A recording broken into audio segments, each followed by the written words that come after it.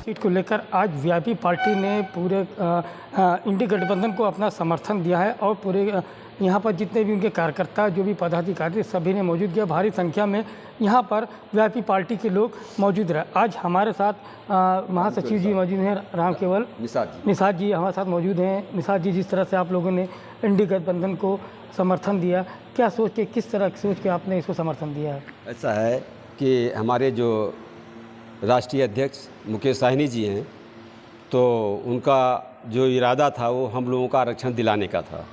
हम लोग संविधान के प्रारूप में एससी में आते हैं और कई प्रदेशों में एससी में हैं, जैसे दिल्ली है, बंगाल है, दक्षिण भारत के कुछ प्रदेश हैं। तो हमारी मांग थी कि हमें अनुसूचित जाति के सुविधा दी जाए, लेकिन बार बार प्रयास करने के बावजूद और आश्वासन के बावजूद बीजेपी ने हम लोग के साथ धोखा किया और यहाँ तक कि हमारा जो चुनाव निशान आयोग से मिला था, चुनाव निशान 9, तो उसको भी डिस्टर्ब कर दिया गया भारतीय जनता पार्टी द्वारा।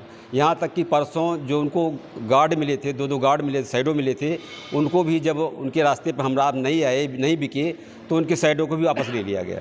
तो इसी सब मकसद को लेकर हम लोग जो है, हमारा पूरा प्रदेश, हम कहीं निषाद से जाने आते हैं, कहीं मल्लाह, कहीं बिंद, कहीं कश्यप, कहीं साहनी, कहीं लोध, तो ये सारी जातियाँ निषादों की हैं, अलग अलग टाइटल में हैं। तो पूरे प्रदेश में हमारी जनसंख्या अच्छा खासी है।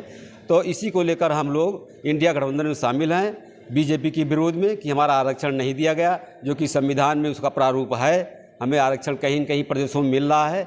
हम लोग इंडिया गठबंधन में शामिल हैं और उसी के तहत यहाँ इंडिया गठबंधन के जो प्रत्याशी हैं माननीय उदय प्रसाद जी समाजवादी पार्टी से हैं, हम उनके सहयोग में आज यहाँ सारे पदाधिकारी, पूरे जिले के पदाधिकारी इकट्ठा हुए हैं और हम तन मन धन से हर तरह से उदय प्रसाद जी को जिताकर और बीजेपी को यहाँ से नेस्तनाबूद करेंगे।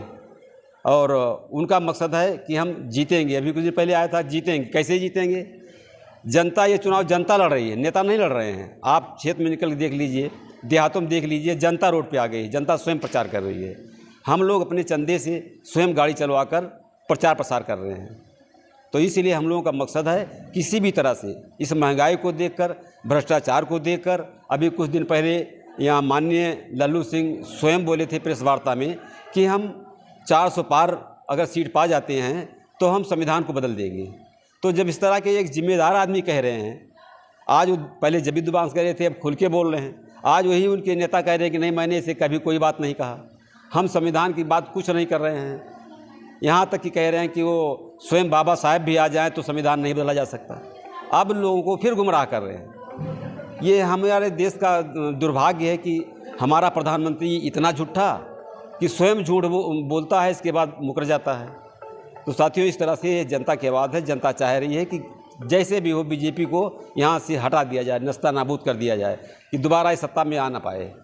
क्या लगता है बीजेपी पास कोई मुद्दा नहीं है इसमें? नहीं, देखिए, यहाँ वो जो भी कह रहे हैं, अब जब जान रहे हैं कि हमारी स्थिति अच्छी नहीं है, तो जरा नए मुद्दे को लाकर केवल गुमराह कर रहे हैं जनता को कि वो मेन मुद्दे से हटकर दूसरी चीज़ सोचने लगे।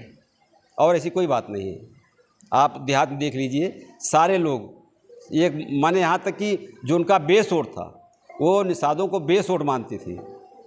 और हम 2014 से केवल आरक्षण को लेकर इनको बराबर वोट भी देते हैं, सपोर्ट भी करते आए हैं, लेकिन हमारे समाज के साथ धोखा हुआ है। हम लोग पूरे प्रदेश में एक मन बना चुके हैं। हमारे जो राष्ट्रीय अध्यक्ष हैं माननीय मुकेश साहनी जी, उनका आह्वान हो गया है कि आप लोग तन मन धन से जुट के किसी भी तरह से इनके सारे प्रत्याशियों को हराइए।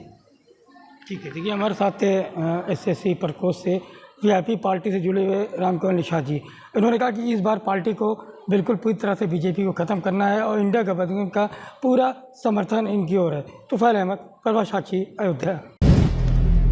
अगर आप भी लेना चाहते हैं देश दुनिया की तमाम जानकारी, तो आज ही सब्सक्राइब करें हमारे चैनल को। साथ ही नीचे दिए बेल आइकन को जरूर दबाएं ताकि हर अपडेट आप तक पहुंच सके।